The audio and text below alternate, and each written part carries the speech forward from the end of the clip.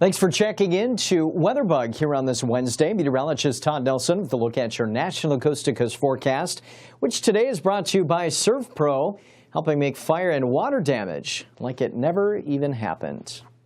So there you go.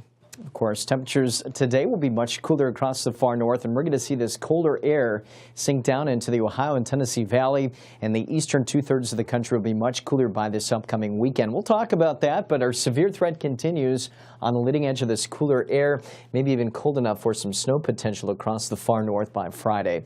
Rainfall forecast showing some rain over Florida and the lower Mississippi Valley heading into the end of the week here, and then some much heavier rainfall over the midsection of the nation running up into the Great Lakes region. This will take us through Friday. Some of the heaviest rain could lead to some flash flooding concerns, but here's our upper level low. We have a couple of areas of low pressure that'll be developing within this trough. One lifting from North Dakota into the Canadian Prairie provinces, but then another area of low pressure developing there, and that'll be kicking out that secondary severe threat, which starts to get going a little bit today, but then becoming more widespread tomorrow.